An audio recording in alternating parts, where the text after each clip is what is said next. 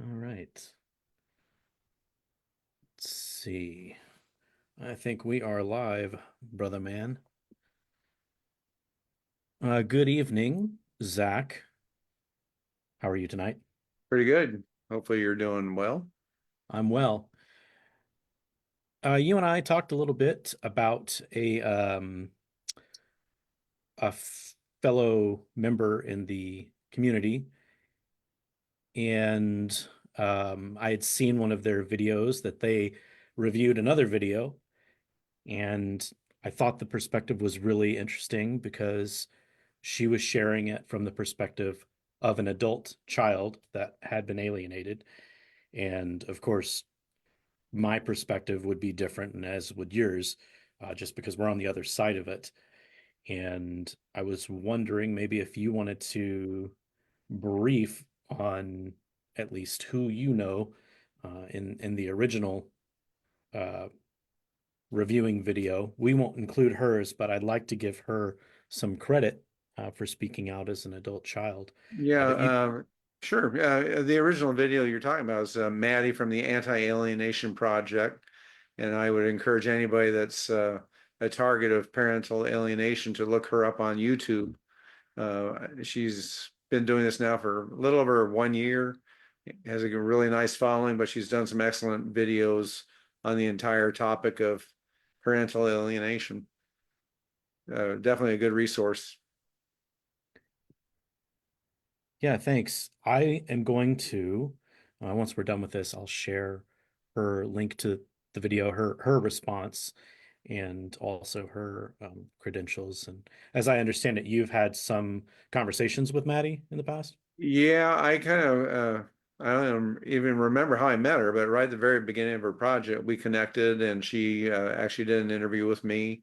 And we've had some offline discussions and talked on the phone and emails, but she's initially she was very shocked about alienation. She kind of she finally had that what some people will call an aha moment and found her dad after 20 years and decided that the world needs to know about this topic and started the Anti-Alienation Project and really dove into it. Did a lot of videos about parental alienation in general. And then after maybe 4 months or so, she is focusing more on her project from the perspective of what it's doing to the child or adult child. Um, where I know my own personal focus is on what it does to the targeted parent. Um, but that's a little bit of her background history and how her channel just really took off. And she's got pretty good following. I think about 18,000 people follow her now. Yeah, that's cool. I think it's great for people like us to hear that perspective because we have our side and it's easy to feel how we feel. And I mean, I can imagine how alienated children feel, but I really don't have their perspective. And I think it is much different than most of us may think. And the video we're going to watch speaks to that a little bit. And I think it may help someone that's either going through it or is out on the other side of it and reconnecting with their child. And maybe you'll hear some positive strategies how to move forward in that relationship because um, I think we tend to romanticize what a relationship is or should look like, and we think that our character and our past testimony will speak for us, but that's our perspective, and so I think it's really helpful for people like Maddie to speak up. And so, thank you, Maddie. If you ever see this, thank you so much. Yeah. I guess I can get right into it. The video we're reviewing is from someone named Teal Swan, and she's posted a lot of content over the years. Not necessarily alienation. There's her content is pretty wide ranged.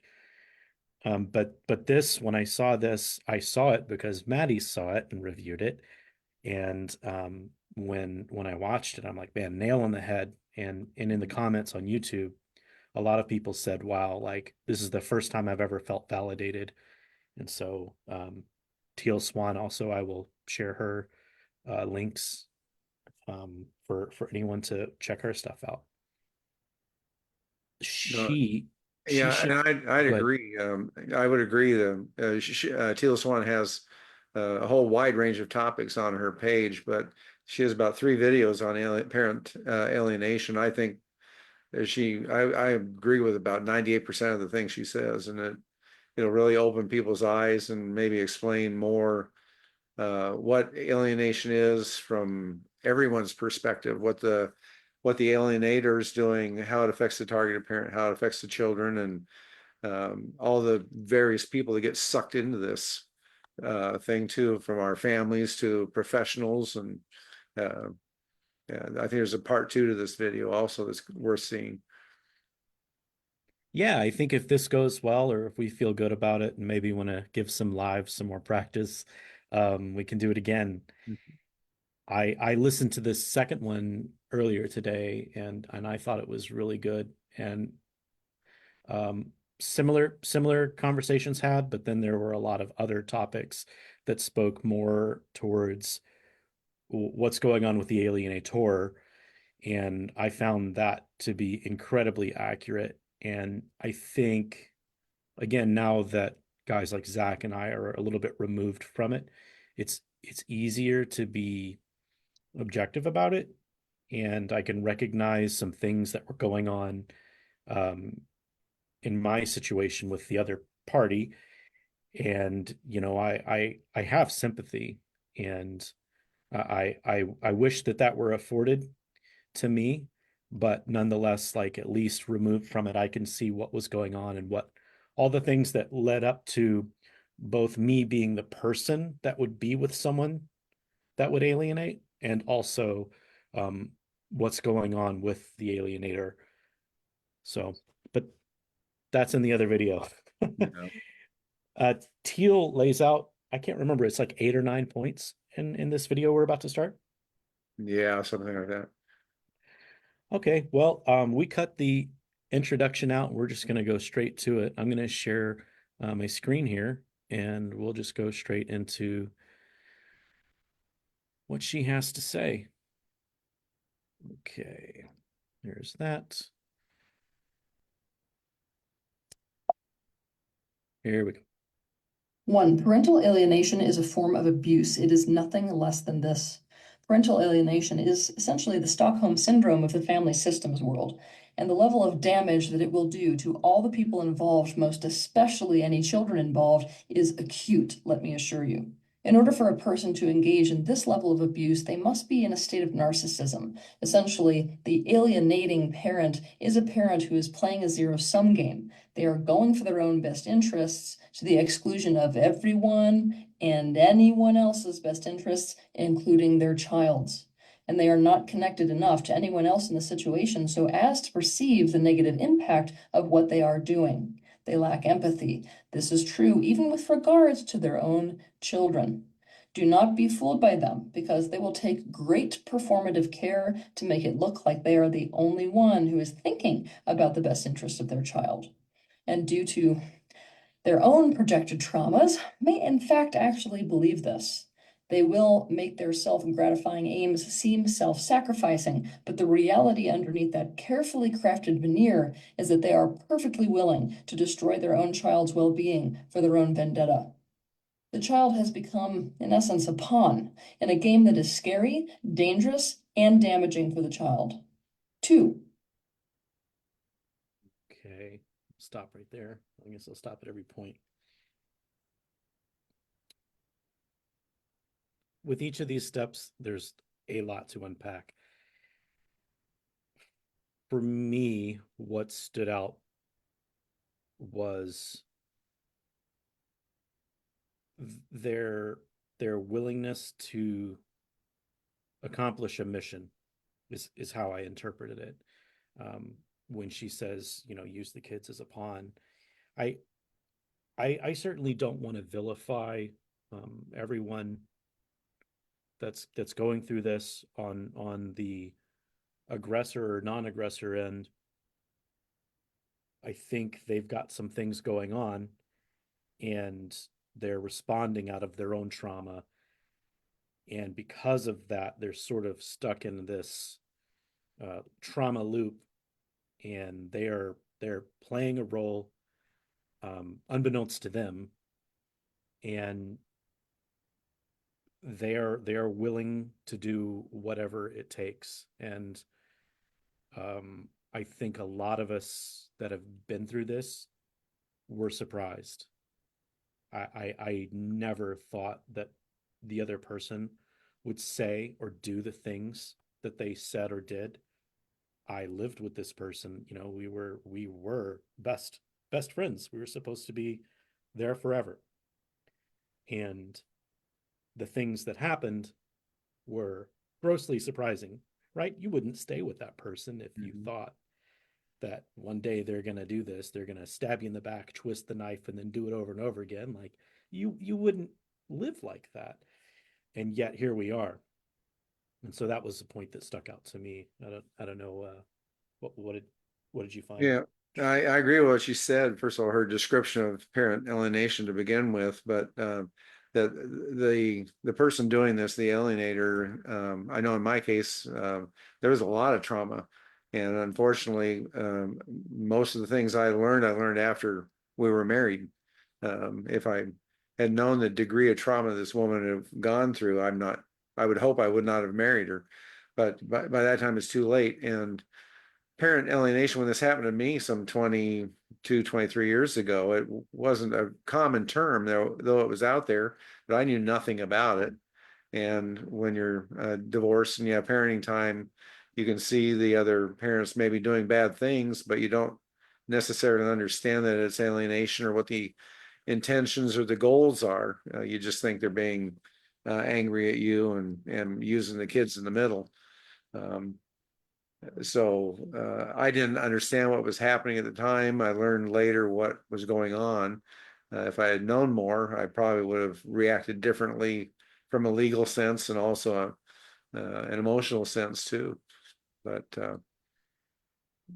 it's when you're on the receiving end, it's what Teal Swan said. It's abuse. It's abuse to the kids. It's abuse to the targeted parent, and often our extended families. It's abusive to them also.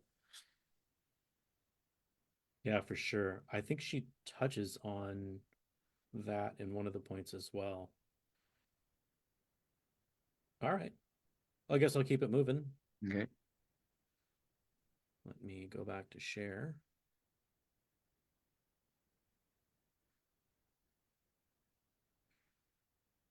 Okie doke, here we go.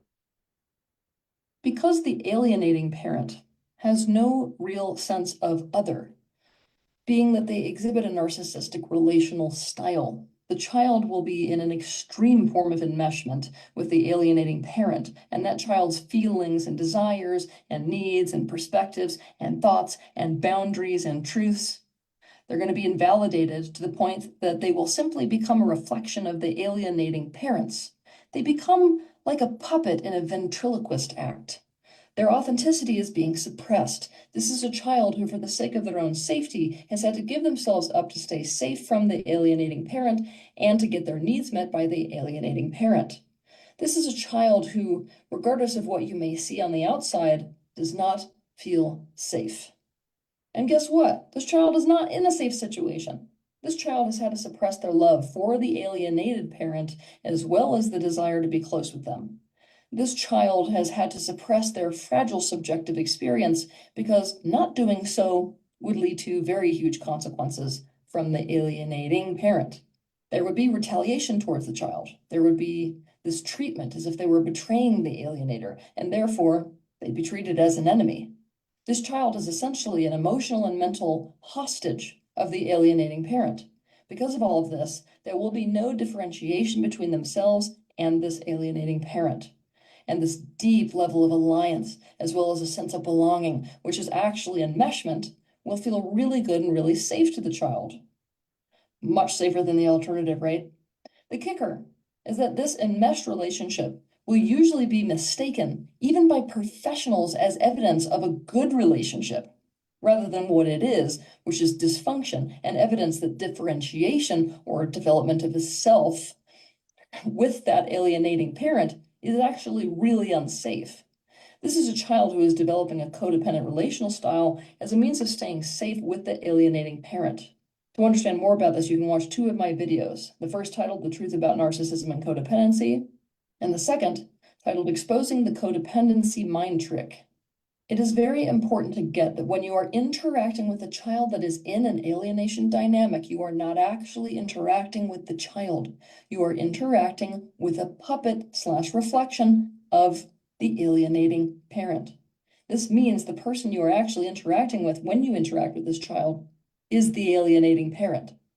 You can think of it like talking to the puppet that is part of a ventriloquist act.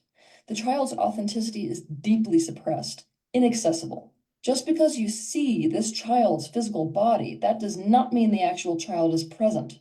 They are no longer present. This means that you need to stop trying to talk to this child as if that child is actually there.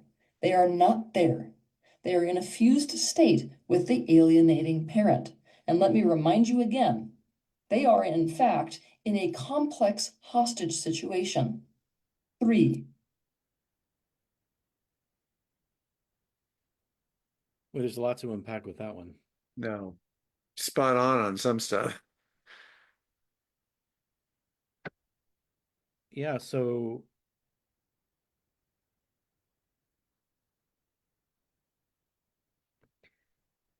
it's interesting the way that people on the outside of everything look in, and they see that codependency and enmeshment, but they don't recognize it as that. They see it as, oh, you know, this person's safe.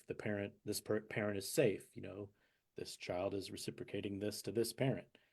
And it's easy for people on the outside to see what they can see, but when they don't see what's going on behind the scenes, there's a mess. It's a mess.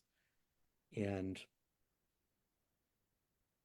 I'm reminded of a few scenarios, but um, uh, actually, I'll let you speak to it if you have any. Well, I think what you just touched on there is that people looking from the outside, whether it be friends, family, or especially the professionals, they see the alienator, let's say the bad parent, and the child interacting together, and they may see what appears to be a nice bond, a normal bond, love, affection. But what they're seeing is that mirroring behavior, that enmeshment and codependency going on. And she says later in the video about how these professionals get tricked by all this. And it was shocking to see this when it was happening with my kids at the time. They might have been 8 and 11, but there was times when they were talking, it's almost like you could hear the actual voice of my ex-wife coming out of their mouth. It was things that an 8 or 11-year-old shouldn't be concerned about, shouldn't say, shouldn't know, but it was such mirrored behavior. It was almost like it was like a horror movie where you heard the voice of some demon come out of the voice of a human. You could hear the voice of my ex-wife coming out of the voice of these children. Yeah, that certainly was my experience, and in fact, I even recorded a few moments where one of my sons, actually quite a few, not that they were going to be of any use in family court, because it would have just been viewed, oh, you're like trying to get some dirt or something like that on your ex. It's like, no, like my 3-year-old should not be saying, you took all of our money, mom says. Like, and that was the crazy thing, is that yes, most of the time it was like mimicked behavior, mimicked statements, mimicked thoughts. And it was like, wow, I wonder where they're getting this from. Mhm. But sometimes, because my kids were at the age they were, one of the recordings I have is when one of my sons was 3 or 4, and he doesn't have the full game figured out, right? He doesn't have, like, he knows that one person is on the bad team, but he doesn't know that he can't lay the cards down. You know what I mean? And Yeah. so he kind of inadvertently sold his mom out, saying "mom says" a few times, and it's hard not to react in those moments. I remember one of them, actually the money one, and I thought that I responded well for the most part. In hindsight, um, I probably would have said less, just because you're trying to have these conversations with the child who's not having a child's conversation. You know what I mean? So they're just mimicking behavior. Whatever you say, it's just going to hit a wall. Like Yeah. they're not really thinking this on their own, and so they don't know how to sort of extrapolate what you're saying and apply it to the situation. They just know this is what was put in the cup. That's what's in the cup. Nothing else is fitting in the cup. This is what's here now. And yeah, it's really challenging. It's really challenging to not get very defensive, because you're attacking the idea, and unfortunately the person that's presenting the idea is your child, and so it's hard to not express those emotions to your child, because the child, like I said, they just know that information, but what they see is your emotions come out, and they think that they did something wrong, um, or that dad or mom, whoever the alienated parent, the targeted parent is, um, maybe the alienator is right in saying what they're saying, because the targeted parent is always mean. Well, and in line with what you're saying, kind of like in my situation, you got these young kids saying that, and they, of course, they don't know that they shouldn't say it, but they said, mommy says you're not paying your child support, and when you do, it's not enough. Well, first of all, it's completely false. But, and, looking back, I tried to handle it professionally and calmly, and I did the best I could. And it's easy to second guess now, 20 years later, when you see uh, people like Teal Swan or other YouTubers and social workers say, well, you should say this and handle it this way. But in the moment, you're nothing but you're just a dad, and you're not trained and fully functioning in this alienation world if you even know what's happening to you. So there may be better ways to handle different situations, but all we can do is what we can do with the knowledge we have at the time, and we're just a parent.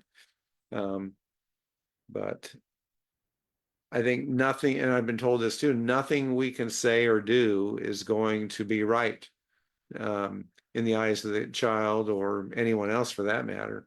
The seed's already been planted, and anything you say is going to come across as defensive. And we're also told as parents, right initially from the divorce, you shouldn't be bad mouthing each other.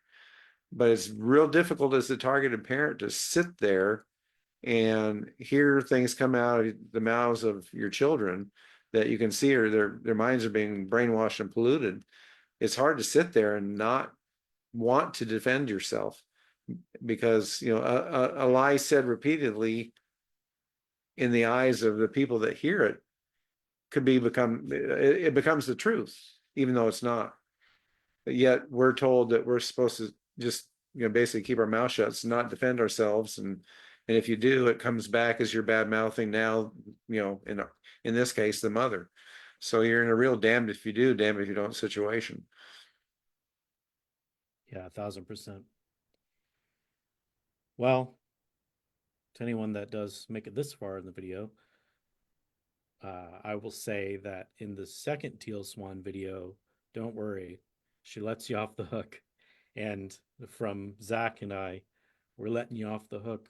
You know, um, you don't need to be perfect. You just need to be there. And as long as you're trying to do the right thing, I think that'll push you towards the right direction. We're not perfect. Just aim for the goal. It's not easy, and like Zach said, you're like a lion in a cage, poked repeatedly, repeatedly, repeatedly, and all they're waiting for is the one time for you to respond to justify everything that they have done and will do to you. So, and if you've already done that, today's a new day. So, I will share again. This time I'll take my face out of the video. We'll get better at this. We're not experts here. If somebody wants to come and do videos, you're more than welcome Well, here. and I should just say right here, you and I are not working off a script. What people are hearing is how we believe and our raw reactions and emotions at this time. So Right. Yeah. I never wanted to, well, I certainly never wanted to be alienated. And then once I joined um, the movement, I never wanted to be the guy on the screen. And I still don't. Somebody else can be. Uh, but the conversations at least need to be happening, and they're not happening enough. So Zach and I are being the change, hoping that more people will join us and pick up the torch, carry it. All right, that's my soapbox. Share this video.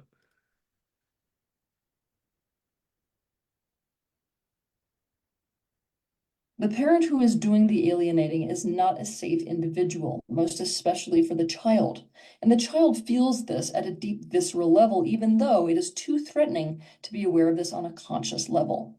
The child learns very quickly that there are consequences, and I mean big ones, for staying aligned with and connected to their other parent. And so turning against the other parent is actually something they are doing for the sake of their own survival. To do this, they must sever all sense of affinity, allegiance, and connection with the parent that is being alienated. To be in confluence with and therefore safe with the alienating parent, they must adopt the narrative belonging to that parent, which is that the other parent is inadequate, is a horrible person, is super, super abusive, as well as the secret agenda of that alienating parent. That the child wants to punish the other parent and wants to have nothing whatsoever to do with that other parent. Something that I have noticed is very difficult for people to understand, but that they must understand when it comes to this dynamic is that children will align with the abusive parent in order to stay safe. 4, parental alienation is a game of deception. And this game, Sorry about that. I'll roll that back here in a sec.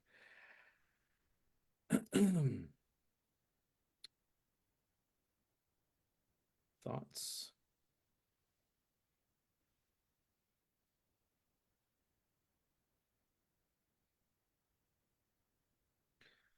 You still there with me, Craig? yes, Um, yeah, I mean, my thoughts are, it's kind of an add-on to the last topic, and that, you know, the the the, the child, in order to feel safe,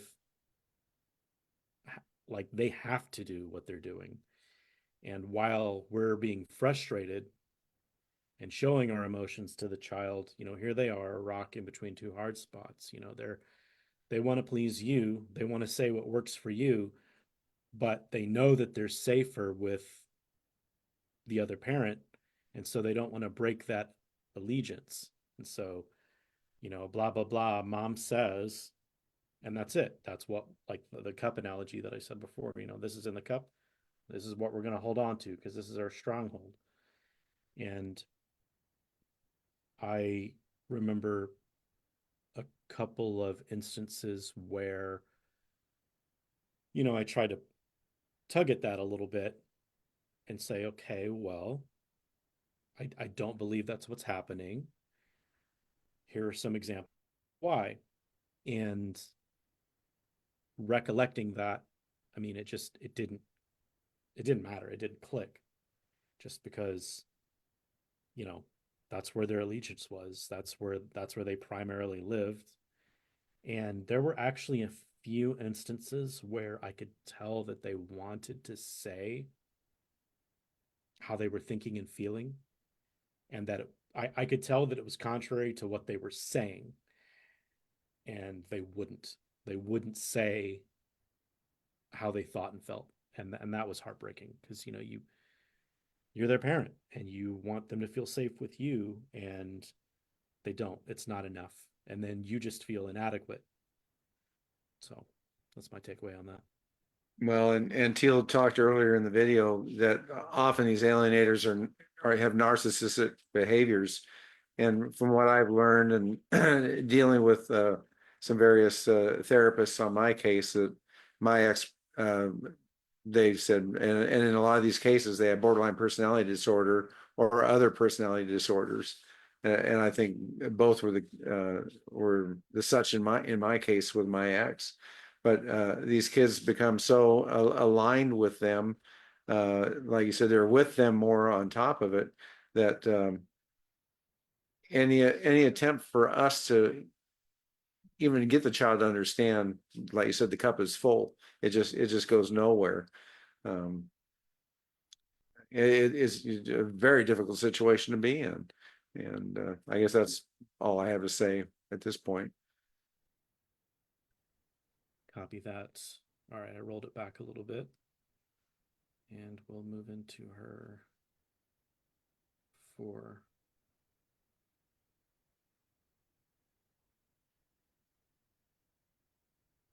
4. Parental alienation is a game of deception.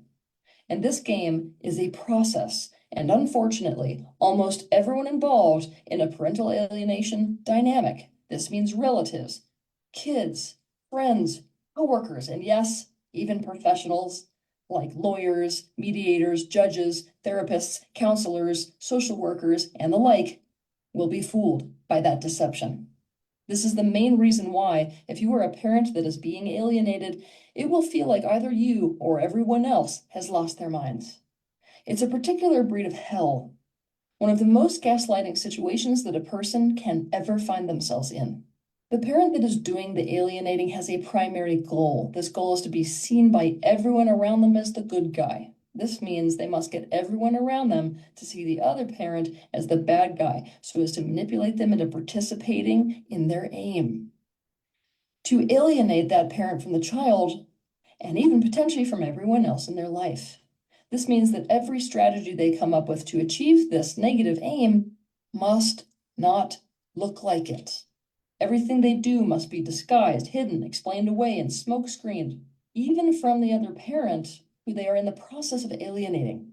And they take great care to make sure that all this will happen, to make it look like they are the good person and the good parent, and make sure the other one looks like the bad person and the bad parent. The alienating parent will convince themselves and everyone else that the parent being alienated is truly the one that is horrible, inadequate, and abusive, and that they need to protect this child from that parent.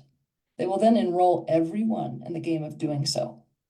And as a society, we play right into this game of deception with our own ignorance to this particular dynamic, as well as our reluctance to accept that parents can do things like this in the first place, or that it's even possible for a parent to set up a hostage situation regarding their own child. 5. Now that you know that deception is the name of Boy, oh boy, do I have some stories for that. I again, if people make it this far in the video, I would love if you can share your stories. I would love to hear the imaginative creativity that the alienating parent had for you. I I don't even know where to start if I had to list stories. I mean, I remember she she told she told my kids preschool that I wasn't in the picture at one point, and then another point that I was living there, and that they were just on such hard times that they needed all this money and donations and gifts because I was living there and not paying for, like, I was eating all the food and not buying groceries and all this crazy stuff. Of course, I have some of the days I was sleeping in my truck, like I wasn't even there. And then, when I started to develop a relationship with these people, of course, that's how I wouldn't know any of this had I not developed relationships with the people that she dumped. And when I say dumped, I mean exactly like what Teal Swan said. Like she or he will use whoever up until the point that they're no longer useful or potentially useful. And they'll say whatever it takes to paint you as whatever that person needs to see, because not everybody will buy into the same story. And so, man, I I'm flooded with stories, but I think the big takeaway for me is that something I shared the other day is that once you start going through this, you find out, you know, who your friends are, or who are the kind of person who is the kind of person that would be a genuine friend. And by that I don't mean someone that will lie for you. Anyone that that's a soapbox. I'll leave that there. My ex had some people come and speak for her in scenarios that she created, in scenarios that they wouldn't have been able to even witness. And I, to this day, I don't understand how the attorneys, the judges, whoever didn't say, okay, now wait a second, how is that story even possible? And yet they still went along with it. And that's that gaslighting thing that Teal Swan was talking about in that point. It's like everyone will make up or say or do these things, and everyone's going along with it. And you're like, am I? Am I going crazy here? Because that's not at all how it happened. It's not how I remember it happening. That's not what these other people are saying. But the people that get to control my life and my family are saying that's how it is. And here I am in a court of law. I thought that justice and the truth and being a good person and striving to do the right thing, I thought that was going to work, but apparently not. And not only is it not good enough, but they're all going along in this campaign. It's clearly a campaign, and it's mostly just to denigrate your character. It's not even about like it.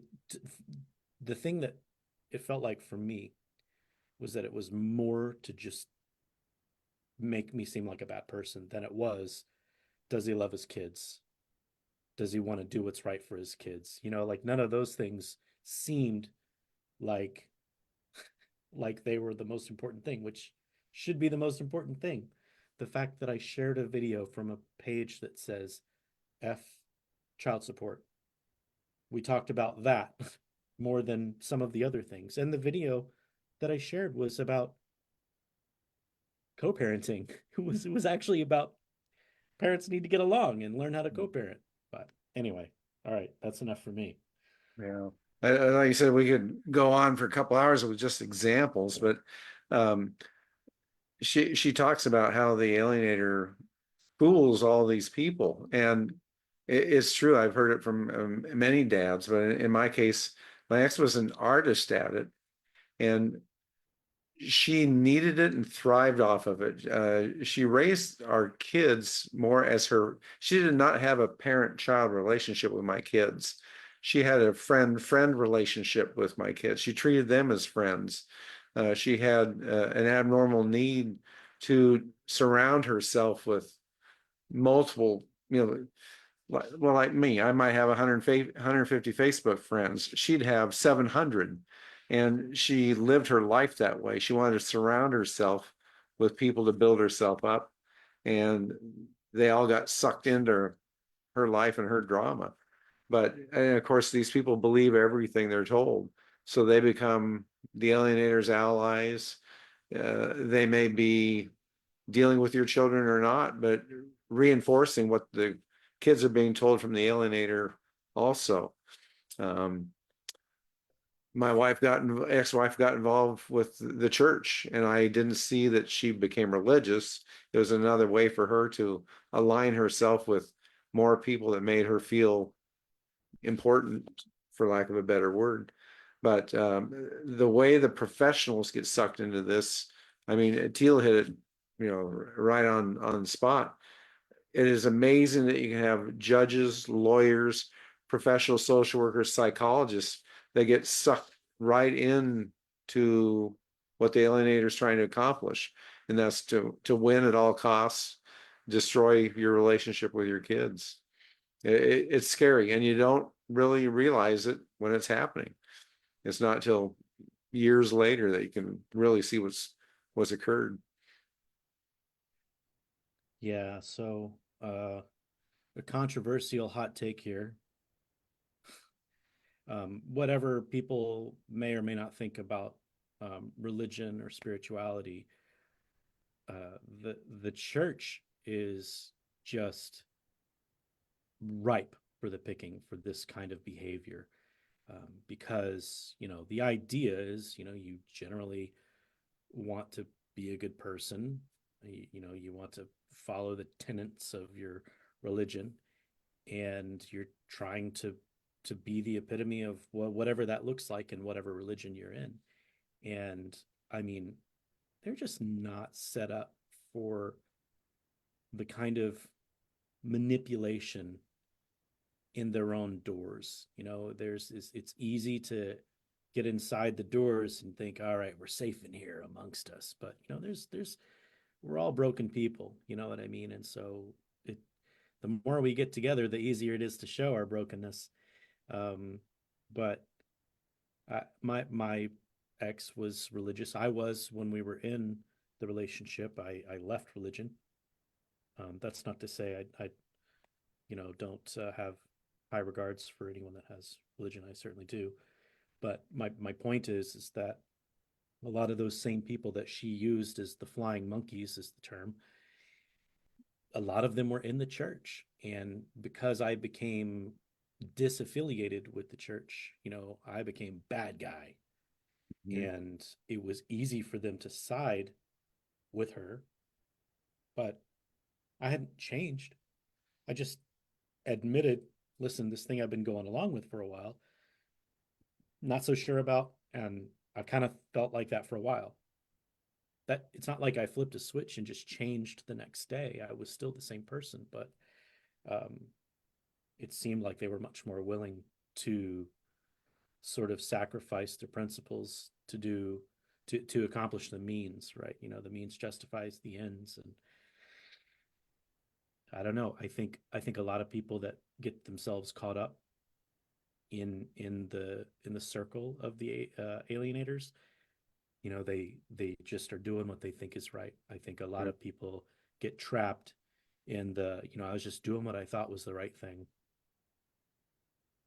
Yeah. Well, and all these people align with the alienator. So it's all her friends are in alignment. Her family's in alignment.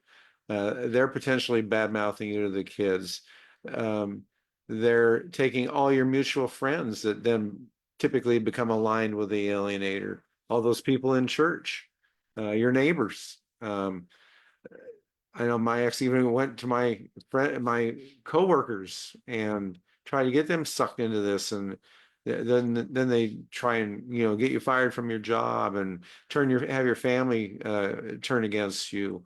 My own elderly mother, um, she would visit my kids behind my back with the alienator, and I think she was being used by the alienator, that you either align with me or you're not going to see your grandkids. She could see them when I had them, which was of course very reduced. But my mother's afraid to tell me that she's seeing my kids, her grandkids, with the alienator too. These people just get sucked into the lifestyle and goals that the alienator has to just have you shoved out of the picture. And right down to the social workers and lawyers, there's not enough education in the professions that deal in family court about alienation and just how widespread it is, but the web fingers that the tentacles that get out and suck everybody into what the goals the alienator has, and that's to make them the rising star parent, the perfect human being, and you as evil and a bad parent and shouldn't be in the kids' lives at all. Yeah. Yeah. It, it was funny how I was working a full-time night job, and every other day trying to see the kids and slowly trying to be more involved with their school and everything else. And one of the things that's actually comes up in the other video is about being involved with the professionals. And I started to be involved with the professionals, and that honestly that worked against me because I found out that um, she based some of her therapy off of an intake form that was wrong, like it was actual lies. Like I had entirely abandoned the children when I was seeing them every other day. Um, up until an incident, and there was a pause for I don't know a few weeks, but yeah, it's frustrating because these professionals get involved, and then all of a sudden they're some sort of authority, but most of them don't even know what's going on, and yet they have some sort of assumed authority in the courtroom. So I will keep it going.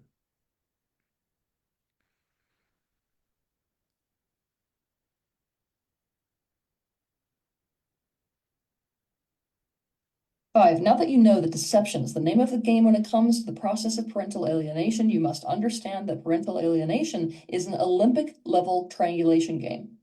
The subconscious intention when it comes to triangulation is to divide. When a person triangulates, they are using one person against the other. But listen up here. Most people have no idea that they are being triangulated, and for one glaring reason. People who are skilled at triangulation as a means of manipulation will never make it obvious that they are trying to turn someone against someone else so as to get their own needs met. Instead, they will gaslight and they will lie and they will do and say anything that makes it look otherwise so as to never have their tactic be seen. And the most common camouflage that they use is two things.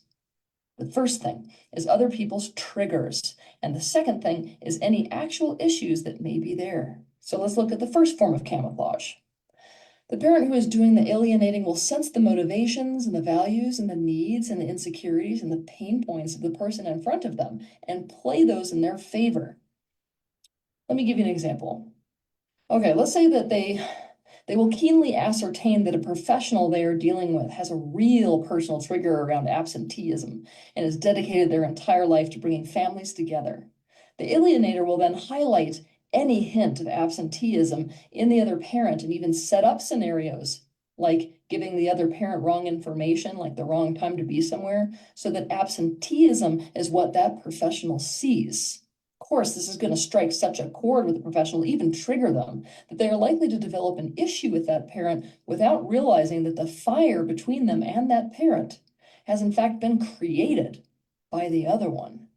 Now, for the second form of camouflage, they will hone in on and use any actual flaw that does exist in the other parent or in the other parent's relationship with the child and place all the focus on that so as to distract everyone from their game. For example, let's imagine that a father is not very good at dealing with his child's emotions. This is actually a real problem, right? It causes an issue between a parent and a child. It negatively affects the relationship between this man and his kids. An alienator would make sure that everyone's super aware that him being bad at dealing with his child's emotions is the problem and is the reason that the kids are turning against him. Seeing as how the thing they've decided to hide their strategy behind is real, no one recognizes any deception occurring. They fail to realize that something real could just be the best form of disguise tool that a parent could use to disguise their own game. I'm just going to be honest with you. We're not very good at seeing more than what is obvious at the surface level if you haven't noticed talking to people. People very rarely recognize triangulation when it occurs. To understand more about this, I suggest you watch my video titled, Are You Being Triangulated? A Common Manipulation Technique in Relationships. 6. And this is really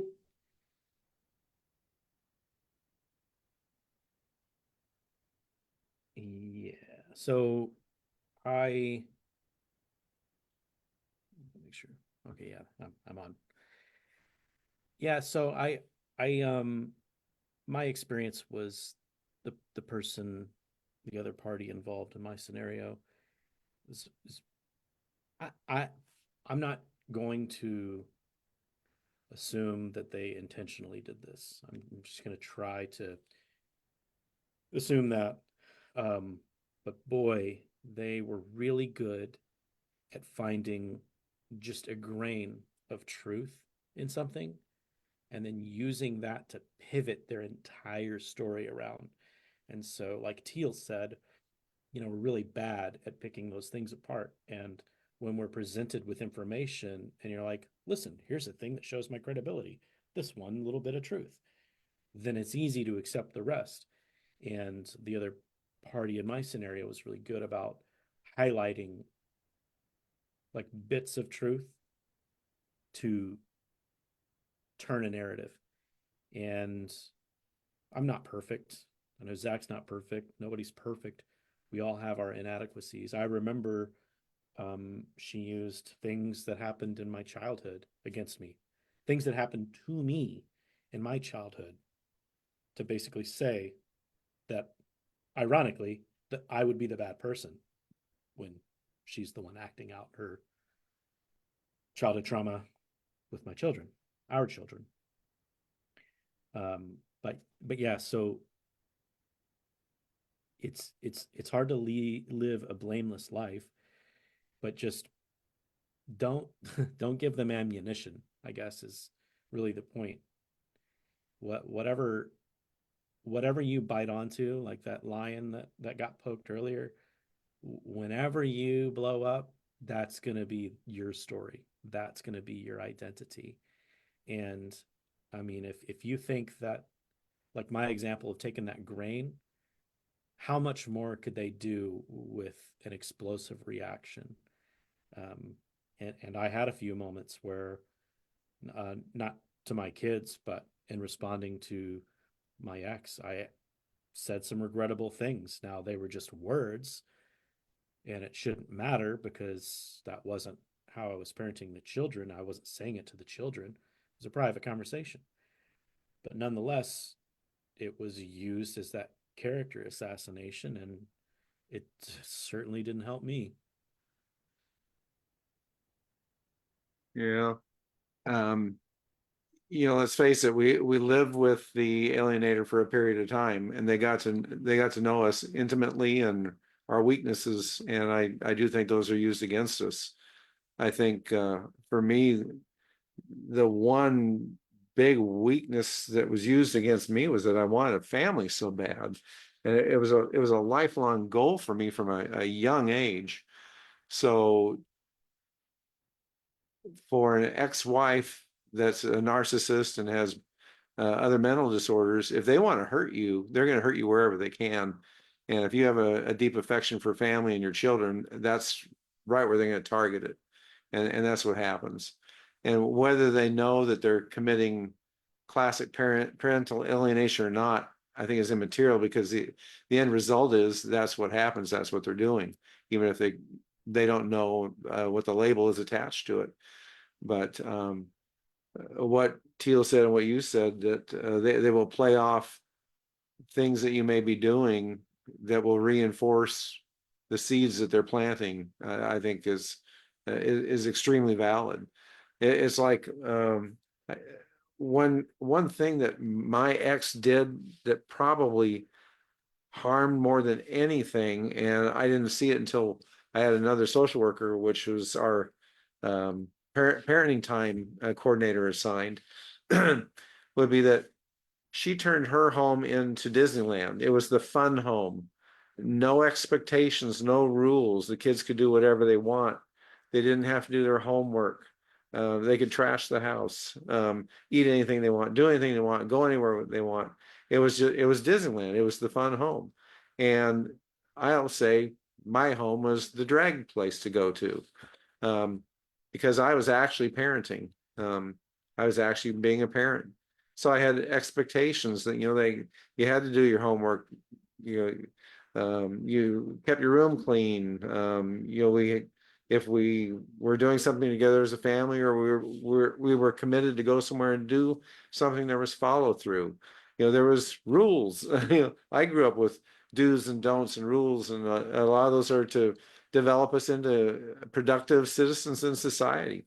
So I was actually parenting. She was not parenting. But what I didn't realize, in the eyes of the kids, it's fun over here and it's not fun over here, which was my home. It was so bad it didn't even become obvious until later that maybe I hadn't seen them for 2 weeks, and it was their 3-day weekend to come and be with me. They would maybe have a homework assignment and schoolwork that was assigned 14 days ago that was due the Monday after the weekend they were with me. And then, of course, it was all dumped in my lap.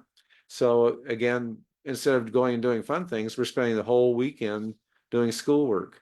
And when this happens week after week, month after month for a couple of years, where it's your home that's picking up all the pieces, it's your home that's trying to raise these kids to actually be productive young adults.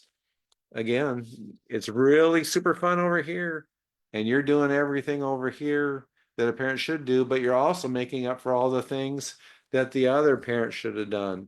In the eyes of the child, super fun over here. Boy, it's not any fun over here at all. And that's part of the alienation process too. And it really pulls that alignment from the kids right back to mom. And that was real. It took a social worker to point that out to me, that that's what was happening. And he saw what was happening. He even said, "You're being alienated, parental alienation." Um, and ultimately, what he said was, "No more. You're not going to do that anymore. You're going to, if you had plans to go boating up at the lake that weekend, you go boating. You're not going to spend the weekend doing homework that should have been done in the other house 2 weeks earlier." And that's what we did. And for a while, they resented me for that because they'd get the D, and then mom's saying, "Well, you got a D because your dad didn't let you do your homework that weekend." Well, it took the social worker getting involved to say, "Look, if," and he had to tell the kids this, "if there was responsibilities and expectations for you to do certain things when you're at your mom's, you need to do it over there. And if it was just assigned on the Friday you went to your dad's house, that's different. But your dad's not going to be making up for what your mom should be doing." And that helped a little bit, but the damage was already done. But they looked for those weaknesses. She knew I was very organized. She knew I wanted family. She knew I would pick up the pieces. And I did. And again, all you're trying to do is be a good parent and raise good kids. But when the other parent has no expectations whatsoever, unless the kids do anything they want, um, just the fact that you're being a parent becomes a negative. Yeah, it's a minefield. It Yeah. really is. Well, You know, yeah, I went through a custody evaluation because I attempted to get custody because I had complete parenting denial. Um, and the social workers fall for this stuff. All of a sudden, they see that your home's a negative home. You're too rigid. You're too religious. That came out in my study, that I was too religious. I wasn't religious at all, but somehow they get these preconceived notions and ideas, and they have their own confirmation bias about dads and men, that, boy, you wind up being in a no-win situation. And a lot of times this brainwashing, this alienation runs so deep, by the time you even realize what happened, it's too late. yeah. I mean, it seems like, there are just so many, like, damned if you do, damned if you don't scenarios. Uh, my personal experience was similar, that I had a much more structured household. And somewhat a bit contrary to one of her earlier points, but I don't think it was exactly what she was implying or saying. But I mean, when the kids were at my place, the first day was a bit of an adjustment, and there were some attitudes and whatever, and we had a little grace because I knew it was difficult for them. But when they went to the school or preschool, everybody was saying that their behavior was much more regulated when they came from my home, when they were with me. And um, you know, it's funny, you can spin a story however you want. I remember the explanation for that being that just means that they feel emotionally safe to be more vulnerable at the other parent's house. Um, except for the fact that everybody says they're much happier. Like, and some days were bad days. It's not like every day was perfect when they came from my house. Some days were bad days.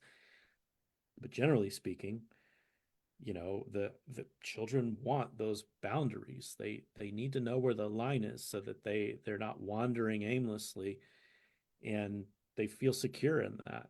And so yeah, I felt like a bad guy a lot of the time, but then hearing later, like, but they're thriving when they come from your house, that was it was a different kind of reward. It wasn't, it's not fun being the one that says, nope, this is not how we talk here. This is how we talk. This is what we do. We don't treat other people like this. Um, it you're the bad guy. You're put in the position to be the bad guy, but you're doing the right thing. And then even still with all those rules, when you go and try to do something nice because your time is this much in comparison to the other person, then when you try to do something nice, you get accused of doing the same thing that you just said. Oh, Mhm. you're just trying to make it Disneyland. It's like, no, I only get my kids so many days out of the month. I'm trying to pack it all into these few days. You get them every day. So now I'm the bad guy because we went to Chick-fil-A and we got some shakes or something like that. I remember, like, that was in an email. Like, she said, I know what you're trying to do. Like, I'm trying to spend time with my kids and have memorable moments. Yeah. Can I at least have one? Like, what? But it's like it's a minefield. It's you're if if you're doing extravagant or fun things from time to time, then it's like, oh, you're trying to be the Disneyland parent. And then if you're the authoritarian, then you're too strict. It's like you can't win. Yeah. If you're the person that's being targeted, there is no winning. It's it's a game to them.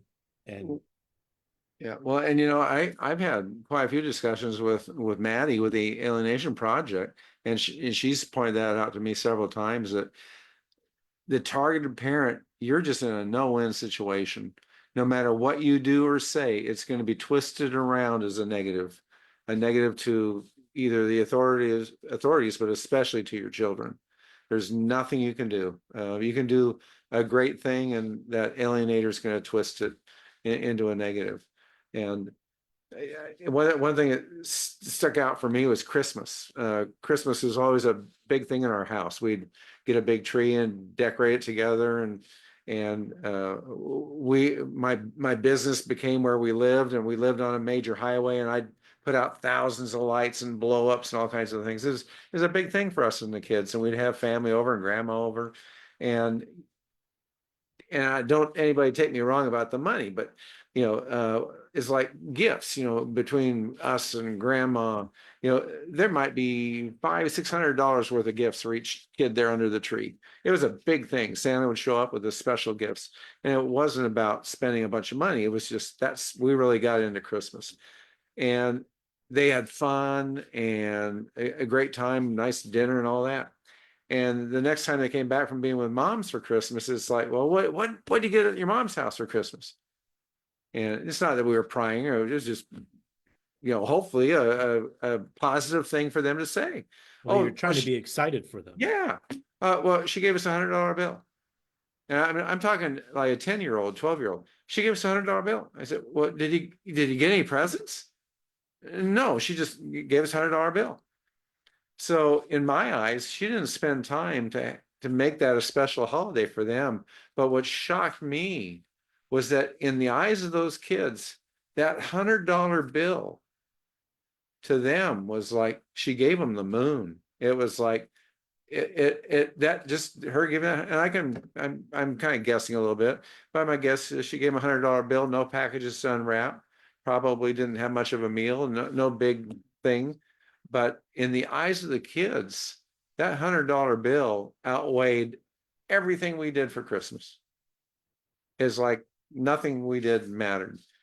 And that's just one example that it seems like no matter how good a dad I tried to be, in the end, it none of it mattered. And now 21 years later of being alienated, I'm not sure those memories are even there. That's how bad this psychological abuse that was done to my kids happened. And it wasn't just done to me, it was done to my entire family.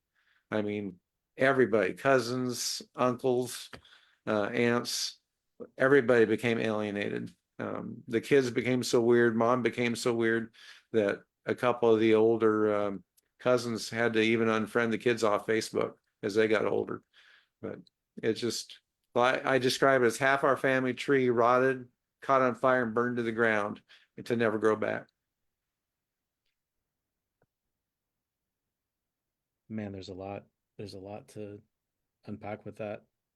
Have you ever thought about this? Because this is the first time I've heard that story.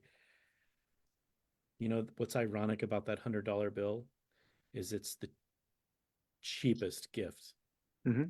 Oh yeah. right? It's like, I mean, it's such a cheap move because while you could have gotten $101 gifts that maybe meant something, you know, the $100 bill was the easy button, right? And in the moment, that's like wow, you know, because they're kids, you know, Yeah. they don't they don't they don't they haven't really developed the understanding of delayed gratification. And you know, they're not like if they got $100 bill every Christmas, they're not going to remember that. They're going to remember, oh, which Christmas was that? Right? It's the moments that you create that really matter, that might not matter to them now, but they have so much weight and value for the future, and that's what you were creating. And so, you know, it's easy to remember, like, oh, you remember that year that, like, one year I got my kids walkie talkies, you know, and it was the funniest thing. We were all like on the walkie talkies just saying goofy stuff. You know, the kids were all over the house and we're just saying silly stuff, you know, and it's like I remember that year, you know, like I remember the things we were saying. There was like this vine or meme. It's like, do you know the way?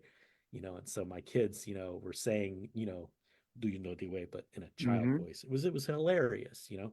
But those are the memories, you know, that's what you create.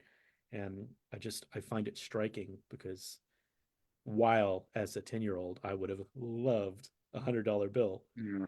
But Uh, and you know, it's not the money aspect's not what we're really discussing. But in my eyes, what I saw was this mother cared so little about making Christmas memorable for the kids. It right. was just to throw $100 bill down and that's it.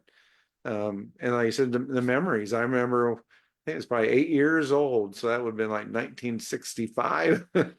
uh, I got a robot from my parents. It's probably from Santa, but it was like 30 inches tall, made of plastic. But that sucker shot missiles out of the top of his head, and he'd throw stuff, and you know, it was all remote controlled with a cable back then. Yeah.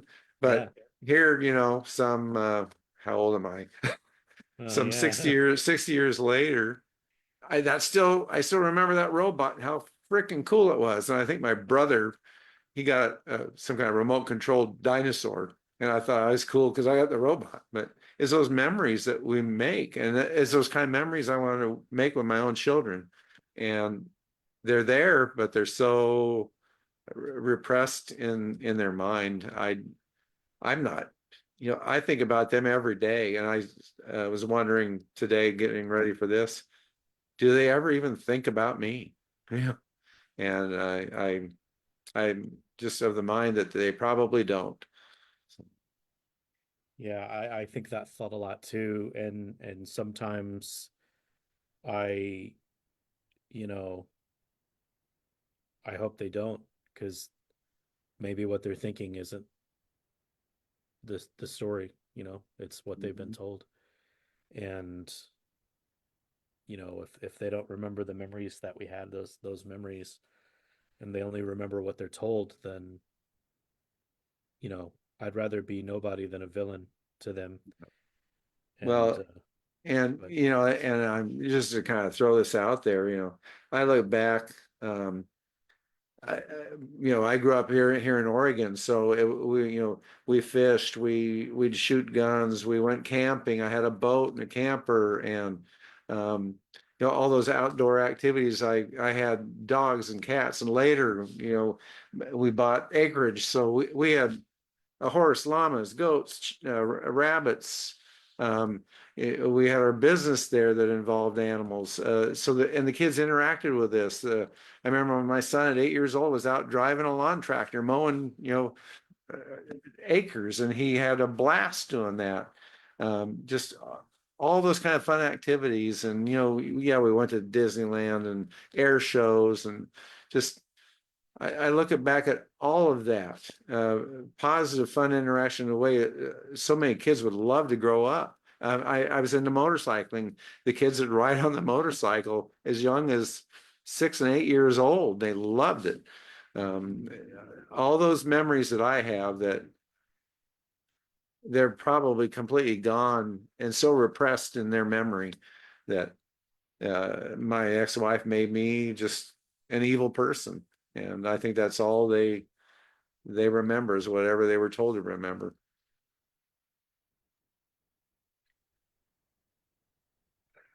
yes, well, I'm sure we have much more to say on all of that. I'm Oh yeah. gonna go to the next point. I didn't really have a set time I wanted this to last for, and I ain't got nothing going on. So you just let me know if you hit a wall.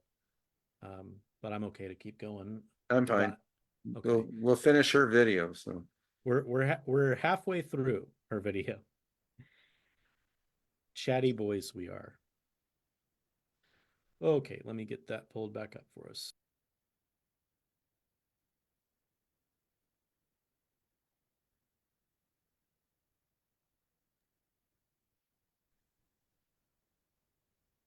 Big point. It is not normal for a child to turn against or reject a parent. This goes against their biology and everything else within them, for that matter.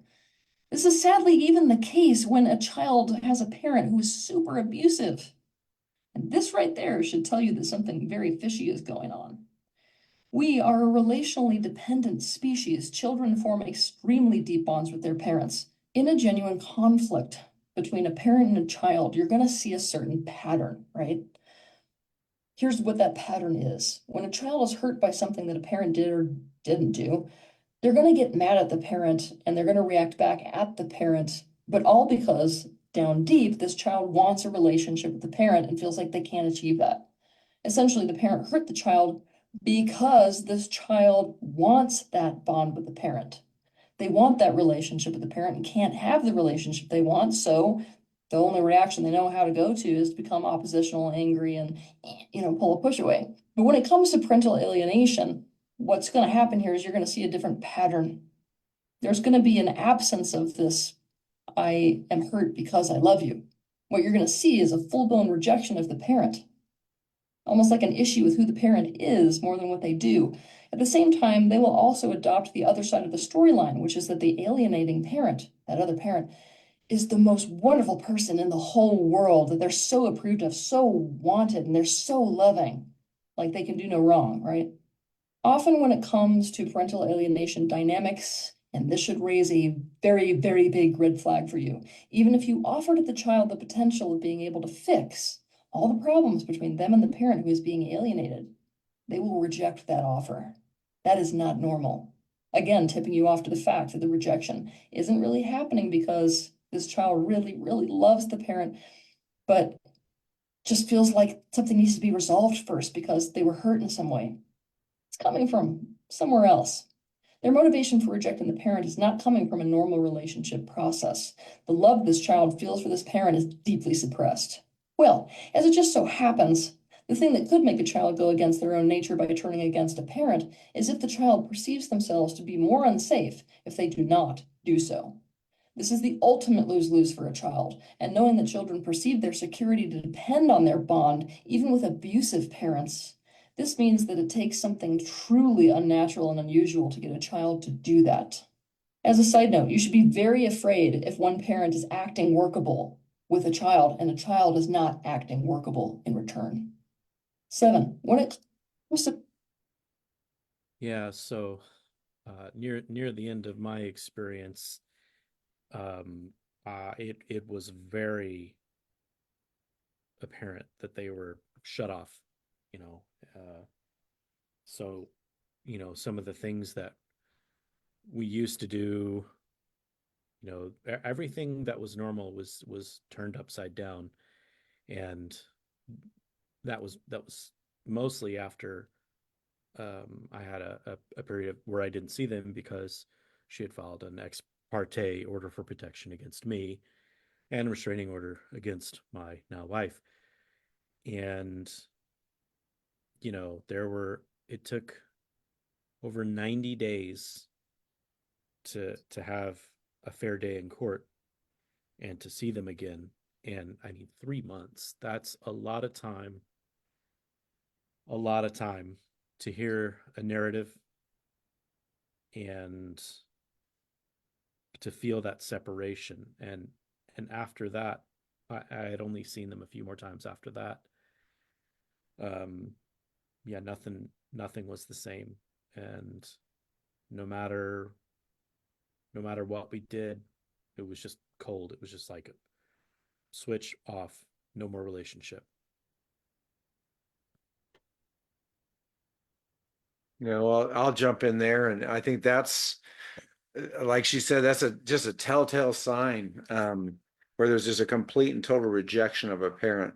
I think Maddie says an unjustified reaction to cut off a parent like that, and that's where it got to be with my kids. It's like they don't want to see you anymore. Click. And nobody's going to force a teenager to go see a parent if they don't want to. So the courts don't enforce their own orders. The judge won't do anything. The social workers, that's it. And for a child at any age to just turn a switch, turn off a parent, walk away, it's not normal. It's not natural. It should be a red flag. As you know, I used to be in law enforcement, and many social workers and psychologists will tell you the same thing, that it is unnatural for even a child that's been abused, sexually abused, um, living in terrible situations, to disown either parent, let alone one, is completely unnatural. I worked in corrections, and I'd see these kids come in and visit their fathers, convicted felons, murderers, even a serial killer. It's unnatural for a child to turn away from a parent. Uh, and when you get into this parental alienation, that is just how deeply aligned and brainwashed these kids become, that they can literally turn their back, walk away, and you never to be heard from again.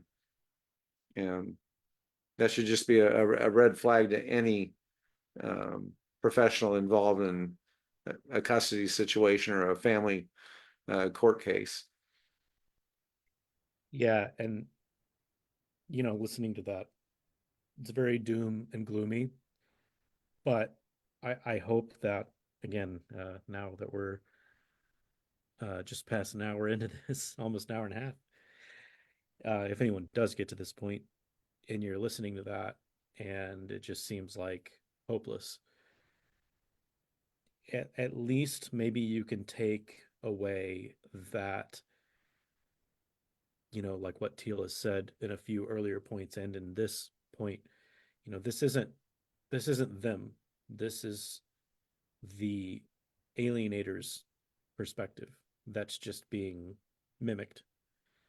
And so I think Teal had said, like, a ventriloquist or something, you've got a puppet and they're speaking. Mhm. Like, this is their story. This isn't their story. And they've sort of lost who they are in this game of someone else's. And so I guess when initially you were saying what you were saying, I was thinking and feeling, well, that just, that means that I'm just terrible. I'm not worth it, that, someday I won't be worth coming back to, because that's what they know and believe. But what they know and believe isn't really what they know and believe. And, it's like a movie that they watched and they watched and watched and watched. And now they know every line. Like, there's some movies I can say every line to, I can act out all of the characters in the movie. And I think that's what it's like for the kids and maybe even the adult children. I mean, there's Disney movies that I remember that, I still know most of them, and I haven't watched them in 20 years. Well, Mhm. it's kind of the same thing, your kid might be 25, 30 years old. They still remember the movie that they watched over and over and over again, and they're repeating it from memory. And now it's really the only movie that they remember from their childhood. I can't tell you how many Disney movies and kid movies I've watched, but I only remember a few of them. The Lion King, Aladdin. I only remember a few of them, but I remember them. And maybe that's the story. If you're someone that's um, on the other side of this and your kids are adults, just know that it's not necessarily a reflection on who you are or who you were or some of the poor decisions that you made, because you made them. I made them. Zach made them. You made bad decisions, but you're human, and you were responding naturally to a completely unnatural scenario. And so you're allowed to be imperfect, and just know that the movie that they saw that they're regurgitating is not necessarily representative of who you are. So, Mhm. You mind if I interject something? yeah, go ahead. Um, I think it'd be a good time to just say this to those that will see this down the road and might be watching now. Is a lot of these things that we discuss, they can be kind of depressing. And it's nothing fun to talk about. But what I personally hope to do in my advocacy with in dealing with dads going through divorce and alienation is, if you're in the early stages of alienation, if your kids are young, if you suspect that this is happening to your relationship with them, I hope that these kind of discussions and the videos that Maddie has, Teal has, many other experts in the field have, educate yourself as much as you can about parental alienation. If you think this is happening to you, and you're at the earlier stages of it, your kids are young, maybe you're still involved in a court case, maybe you need to open one up again. If you want to have a relationship with your kids down the road, do something right now. And get the best lawyer you can, hire the best experts you can. If you hire mediators and social workers, make sure going in before they're hired that they believe in alienation. Try and get a judge that believes in alienation. If not, see if you can get a change of venue. But if I had to do this all over again, knowing what I know today, I believe I had the right attorney, but I would have, if I had to pay thousands and fly in the best experts in alienation, I would bring them in on the case. And I'd risk going to jail because I'd probably break out in court so loud if the information wasn't listened to. You've got a small window of a few years to try and turn this thing around. If it gets ingrained going into your kids being teenagers, you could lose them forever. And I've been alienated for 21 years. DW, I know it's a long time for him. I know other dads, it's been 20, 25, even up to 50 years they haven't seen their kids. And only 10% of long-term alienated are ever going to be turned around. So 90% of us will never reconnect. So that's my goal in this whole movement at the stage I'm in now, is to hopefully reach those that this is just beginning. It hasn't taken, the roots are shallow, they're not deep yet. And the more information you can gain, the more videos that you can watch, and then come up with a plan. Get together with a lawyer and an expert, a social worker that will work with you and your lawyer as a consultant, and to move forward from there. I guess I just didn't want to talk about all the depressing stuff. That there's a goal in mind. This is all, you need to educate yourself about what's happening. And that's, I think, what we're both after here, is to try and educate people on this whole situation. Yeah, and I mean, your story isn't over. And I don't want to necessarily, tell people like never give up hope, like, and string people along. And I also believe that don't give up hope. Um, this isn't the end, you know, like like Zach said, it's been whatever 20 years for me. It's been coming on 7. I'm still here and I'm having these conversations, and we're talking to other dads. And a lot of the dads that we talk to are in the beginning or middle phases of it. And, you know, in the other organization that I was in, and Craig from another group, uh, there's a there's a lot of there's a lot of therapy and catharsis in having these conversations. And you know maybe you'll learn from our mistakes, or maybe you won't make them. Maybe you hear from somebody on this page or from another page, or something that's relevant to your story, and it turns it around. And who knows, maybe it's just the reaction that you need to have that helps you co-parent with the other parent, because that's the best case scenario, right? Like, we're not having this talk about, like, damn those alienators. That's not what this is. Like, I wish that tomorrow she sent me an email and said, you know what, let's water under the bridge. And obviously, it'd be hard to move forward, but I would, and that's the goal, right? We want what's best for the kids. And I think parents that are working together are what's best for the kids. And if they can't do that, then at least parallel parent. But anyways, I'm just piggybacking on what Zach said, and that is that just because you're in this, if you are that 90% on the other side of it, it's not the end of your story. And you know you can help other people, and maybe, who knows, maybe something like this will be a testimony down the road.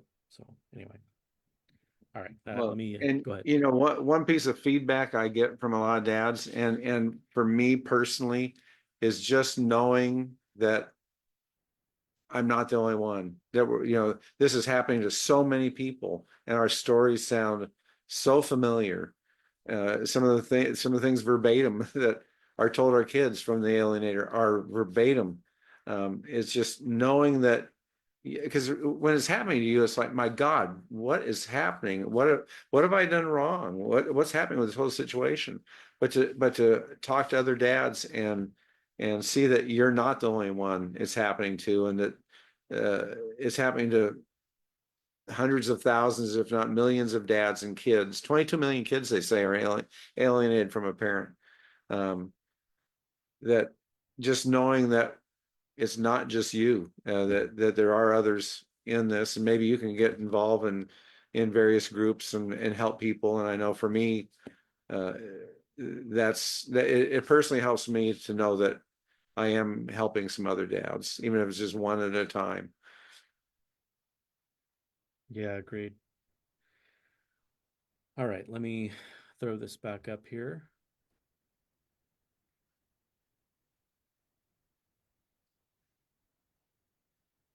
Seven, when it comes to parental alienation, because the child has become a pawn in the game of triangulation against one of their parents, the child will become an accessory to attack.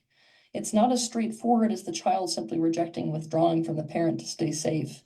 The child will gain safety and security with the alienating parent by going against the parent being alienated, by proving their allegiance, by carrying out the agenda of the alienating parent. They will start to behave in oppositional ways, hostile ways, defiant ways, even abusive ways towards that parent. And when the parent reacts to that, even in perfectly reasonable ways, the child, as well as the alienating parent, uses that as proof that the alienated parent is horrible. The response that parent has to their poor behavior will become the justification for the anger the child has towards the alienated parent. There's a pattern problem there you should recognize. To understand more about this dynamic, but in this case in the context of dealing with children in an alienation dynamic, you should watch my video titled "The Sickest Game You Can Play." Essentially, any response that the alienated parent has will ensure that the child's narrative, as well as the alienating parent's narrative, will be that they deserve that treatment by the child. All of the child's behaviors will be explained away. It's as if the child is punishing the parent for some kind of perceived inadequacy. The alienated parent will be out of control of their child's behavior in contrast to the alienating parent, or even everyone else, for whom the child will behave perfectly. And I'm talking perfectly to the degree that it's like a puppet in a ventriloquist act. By the way, there is a tendency when children act super well behaved that people recognize this as a marker of health without recognizing that this child is potentially totally gone and is simply doing exactly what one parent is grooming them to do. So going back, this child is going to be one that provokes negative patterns of interaction between themselves and the alienated parent. The child is not only a pawn, he or she is also a weapon. The child, in essence, has become an external reflection or manifestation of the alienating parent's psychology. 8. Parental.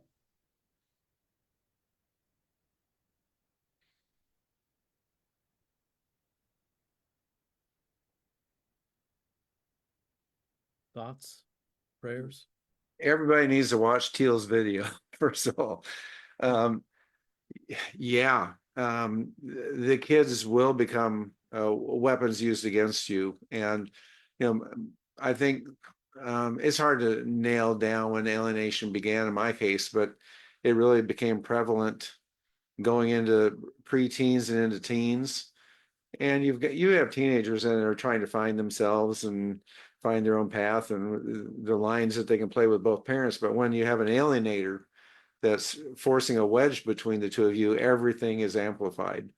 All of a sudden, your kids are swearing at you, calling you names, calling you the same names your ex calls you, getting violent, starting to shove you around. We got to the point where we had to put a lock on our bedroom door because we were afraid to even sleep in the same house as my son. It got to be that bad. You just and yeah, I guess to give you an example, my son's got a illegal switchblade knife at school and is threatening people, and I'm the one that found out about it because he actually threatened to cut his sister's throat. So I call the social worker assigned to our case who deals with it. But guess who the bad guy was? Me, because I was the sorry sapsucker that found out about it. Definitely a area of concern any parent should have, but the son got in trouble, and the reason he got in trouble was because dad had to report it to the social worker who was assigned to our family. So again, it goes back to the damned if you do, damned if you don't situation. But things were removed and stolen from my home. Tax records were stolen from my home, used in a child support case later. What else? Something else I can't recall right now, but they definitely become allies of the alienating parent. And It's just things you need to look out for and be prepared for. And I've talked to other dads where it seems like the preteen teen stage is where, if alienation has been going on for a while, it really takes strong roots in the ground. And um, you don't be surprised if your kids start treating you just like mom is, your ex-wife has treated you. One of the parts in Maddie's video was this part, and that was that it wasn't her experience, that she felt like she was sort of I forget Teal said it, but basically punishing the parent for who they are, how they are, their behavior, et cetera, so forth. And she said that that wasn't her experience.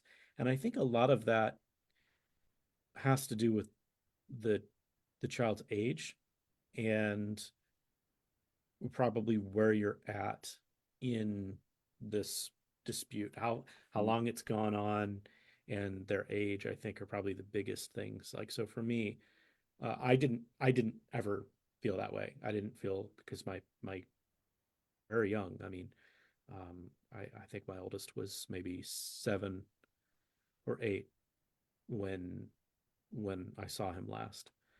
And so I think they were too young to sort of act out in that way. Mhm. But I could totally see that, and I know that I have responded to dozens dozens of messages um, in this inbox and on another page's inbox, and um, I know you have as well, or at least had conversations with some people on that other page. So don't feel like boy, there's a soapbox that I have here. I'm not going to get into it, but I think the main point is, don't let your child's behavior dictate your response. You're the parent in this scenario, and so it's easy, like what we were talking about before, it's easy to feel like you're the bad guy, and now they're responding in this way, and you feel bad, and they make you feel bad, and so now you soften up or change. I'm not saying you can't be wrong. You can be wrong, and when you're wrong, you should acknowledge it, change, Mhm. move forward. But at the same time, do not be so fickle and let their responses that are clearly rooted in something else dictate how you parent. You still need to be true to yourself and to your children. And if you don't do that, all you're going to do is condone their behavior, and they'll know that now they can manipulate you, and they can, going back to the triangulation, now they can do exactly what the parent is doing. And now there's two people in this that are triangulating for their own Mhm. means. And so I guess for me, when I hear that about, at least when the child is acting out, um, stay on guard. That's my advice. Yeah. Yeah, and it's a difficult and touchy time, and since we may be talking to a lot of dads that are younger themselves, there's, and I don't want to get into parenting styles, but there's different and new movements out there like gentle parenting and things like this. And I understand how times have changed, but when you have an alienator that is getting your children to be in aligned with their anger and false beliefs about you, and your kids start treating you possibly with disrespect and more, in my mind, you still need to be a parent, and you still need to find those tactful ways to saying that there's certain behaviors that you're just not going to tolerate in your house, or you're not going to tell me to F myself. I don't care how old you are. If my dad came from a totally different generation, if I had said that to my dad at 18, I would have probably been pulling my forehead out of a wall. You know, different generation, but you know, going through this, somehow you still need to try and be a parent, because you, in my eyes, your only real goal as a parent is to raise and guide your children to become effective and productive adults in society. I think that's our goal as a parent. Our goal is not to be their friend. Our goal is to be their guide. And so Yeah, there's a really good truth in there from another controversial topic, but there's yes. a there's a person named Jordan Peterson. He's got a book, Rules for Life, I believe, is one of them, and one of them is something to the effect of don't let your children become someone you don't like. And that sounds pretty harsh, but unpack that as you will, and maybe we'll talk about it some other day. But you guys think about that for a second and Mhm. see if it makes sense. All right, I'm gonna keep her moving here. Let's see. Alienation is also about power and control. The function of all the processes involved in parental alienation are designed to grant the alienating parent all the power in the relationship and all the control in the situation. This includes the ability to inflict massive suffering on the other parent. This dynamic happens when the alienating parent experiences something in the relationship that causes them to feel hurt, abandoned, taken for granted, narcissistically wounded, and therefore out of control of what happens to them and what happens in their relationship with the other person. They decide to take back control by setting up a situation where no matter what the alienated parent does, they will suffer. They have decided that the other parent deserves punishment for whatever they perceive the other parent did. So they decide to inflict that punishment, quite possibly through the worst means humanly possible, their child. If the alienated parent submits to this child's behavior, the behavior that the alienating parent is in fact creating in them, such as this rejection or hostility or abuse or negativity, basically horrible behavior, right? Then the alienating parent has in fact succeeded. They've used the child as a weapon and they've made the other person suffer for a perceived hurt that was caused to them. So they get their way. Therefore, they're in power and control. On the other hand, if the alienated parent does not accept the behavior and does not allow themselves to be controlled by this entire process I've been describing, they become the scapegoat and therefore are seen as the cause of everything, thus justifying the child's rejection of them. And this also means the alienating parent is in power and is in total control. If the alienated parent simply accepts the rejection from their kids and allows their kids to not have a relationship with them. So let's say that they're like, all right, I get it. You don't want to be around me, so you don't have to be around me. That's it then. Okay. The alienators just won that way too. Why? Because they've lost their child. It's one of the least workable situations that a person can ever find themselves in. The alienating parent is in power and is in control. Parental alienation will feel like a lose, lose, lose because that is exactly how it was set up. The alienating parent is not interested in a working relationship. They are interested in punishment as a behavioral control tactic when it comes to the other parent. And the tools that they are using for this involve their own child. They are using their own child as leverage. Just like what happens in a typical situation where a person has taken another person hostage. 9. Given that this dynamic is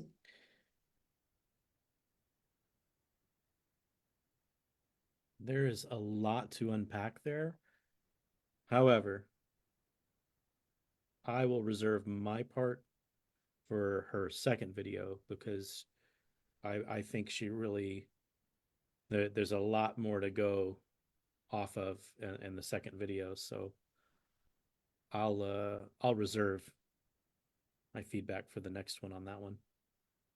I'll do the same. But Okay. I think what she said is very valid. Um, I'll just bring it home for I guess a quick second. She said, you know, if you do that, you're in a lose, lose, lose situation, and that's finally where I got. The kids made it adamant they didn't want to come see dad anymore. The authorities basically rubber stamped it by not not enforcing it, and I guess you can say I gave up. So alienator one, target me lost, and the kids lost in the whole process. And I don't know. We can talk about it more later, but you're in a real lose-lose situation. That's why I said you don't want it to get to that level, to where one day it's just the relationship ends. Yeah. Yeah, you you don't want to stoop to that level and you lose, or you stoop to that level and you either lose who you are in the process, or you win the case, but you lose who you are, or you lose who you are and the case, and that's Mhm. like that's the worst. For me, that's where I was at. I said, that's not who I want to become. Like, she's not going to stop. She's not going to stop until she wins. And the whole restraining order thing, order for protection thing, like, that's serious. And in some states, you, you get your driver's license taken away, all this other stuff. Like, if you get a charge, like, some people have jobs where you can't have charges. Mhm. And well, the court doesn't care that you lost your job because of the charges. In fact, you deserved it anyways because you got the charge. So they keep throwing stuff at you till it sticks. Then, well, that's really not good for your kids, and it's certainly not good for you. So, all right, we're on the home stretch, boys.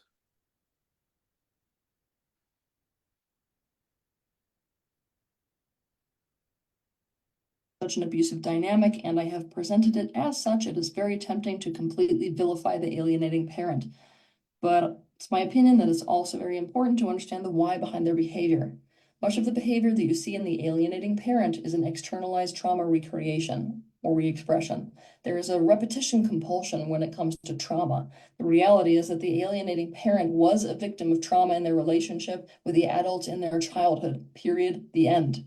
It is a very common thing for a person who is alienating to not admit to this, especially to themselves. So don't be surprised if they report having a good relationship with their own parents. This is part of their false positive personal narrative that helps them to avoid low self-esteem. So that abuse is what made them the way that they are today.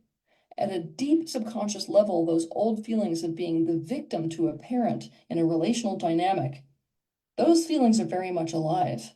So unknowingly, the parent who is being alienated has stepped into the acting out of a traumatic transgenerational relationship pattern from parent to child.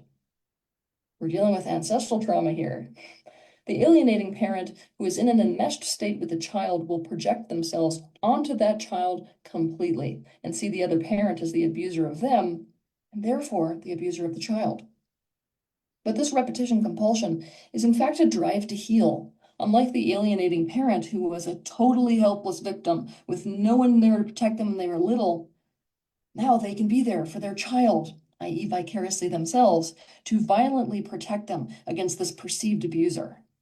They're trying to resolve their post-traumatic relational stress by violently protecting their child as a means of trying to resolve this externalized protection rescue of the helpless child experience. Keep in mind that the alienated parent is being projected onto. He or she usually poses no actual risk to the child. The alienating parent is, in essence, trapped in a kind of persistent triggered state, and the delusional reality that that triggered state has given rise to. 10. Interparental alienation. Well, that summed up my scenario. There's really no other way to say it. I actually met my ex's father, whom she didn't meet until she was about 18, and guy was completely harmless. I mean, I don't mean it in a disrespectful way. I mean, he was solid guy, I mean, he was kind of a hippie-ish, but he lived in a what what was a old school in the early 1900s that was a cabin without any running water in South Dakota. He cut his own firewood. You know, I mean, this man was strong, like stronger than me, and in his old age even. And so, I mean, it's certainly not to say he was a weak man, but I, you know, when I heard the story as it was told to me, and then I see the guy, it's like, no, not this guy. And yeah, that it doesn't really matter. It doesn't really matter who you are. That's their story. That's who you are to them, is the person in their story. So that's all I have to say. Well, I think I'll talk about the part she talks about that the alienator is dealing or hasn't dealt with their own trauma, and that's a lot of the reason why they're doing this. And I think if you're in a relationship or considering getting married, considering having kids again with someone else, you really need to look at how that person grew up and what kind of trauma may have they may have experienced in their life that they have not dealt with that could affect your relationship with her and your kids. Um, I was deceived and lied to a lot and didn't find a lot of things out until we were 5, 6 years into our marriage. But my ex, that her whole life was nothing but trauma, from growing up with no dad, finding him later in life to find out that he wasn't really a very good role model. Her mother wasn't a good mother to her. She was sexually abused several times, married to a very abusive person that beat her with a baseball bat. Um, and then, she went to her mother with a lot of these situations. Her mother didn't believe her. And the worst thing was she didn't deal with any of this trauma either. So you have a very broken woman then having children and that hasn't dealt with her own trauma and marries a nerd. And you wind up potentially with these kind of problems.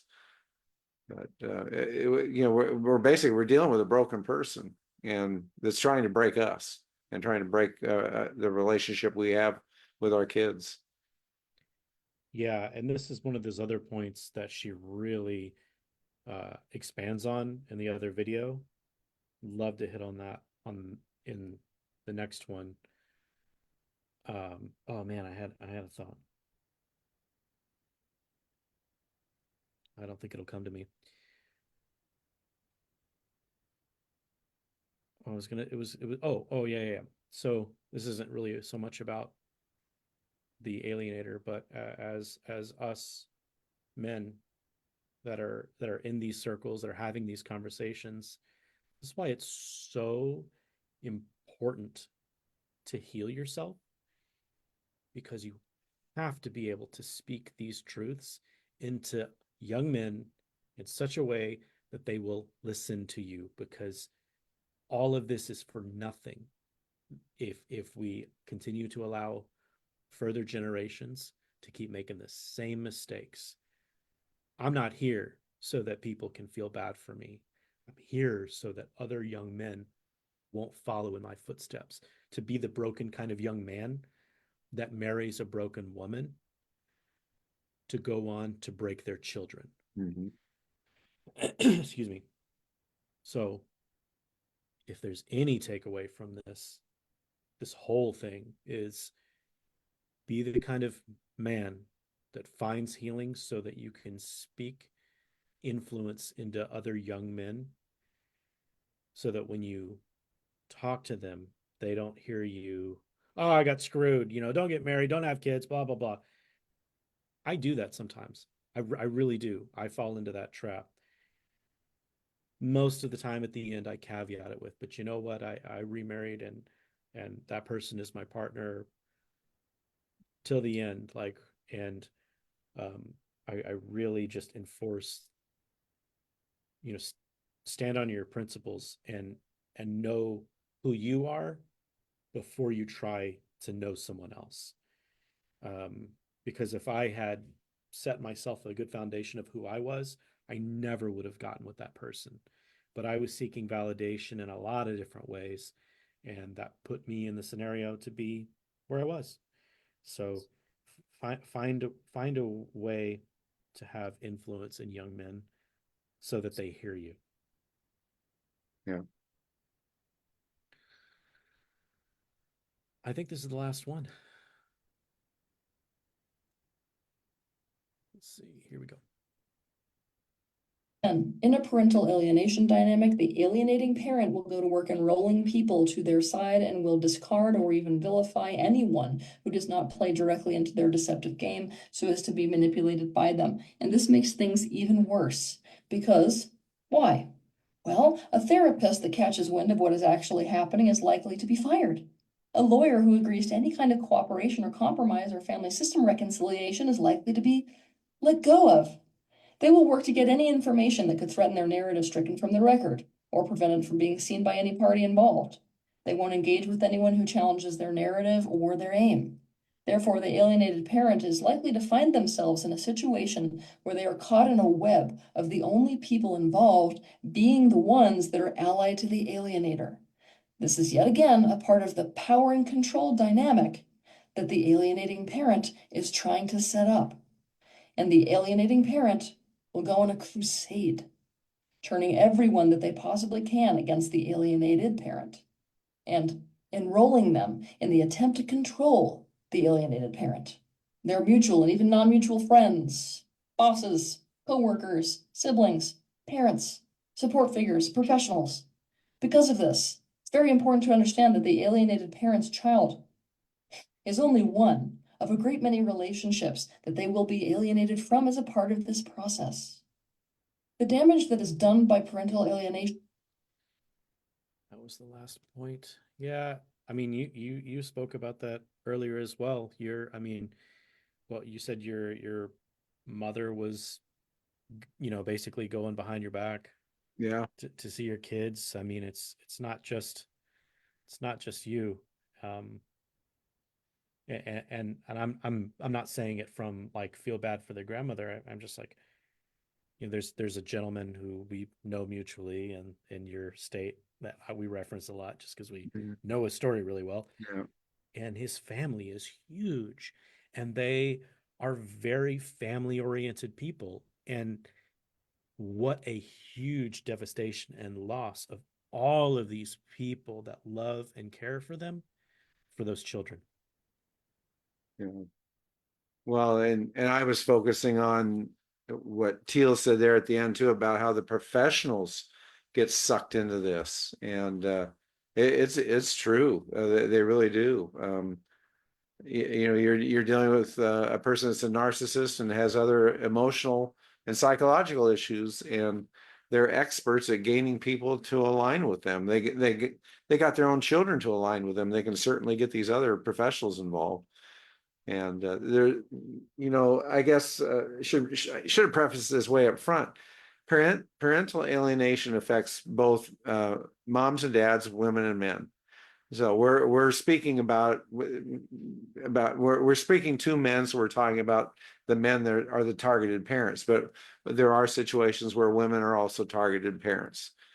My view is that in women have custody 80% of the time, and it's going to be pretty difficult for a father to alienate kids away from a mother when he hardly has any access to them to begin with.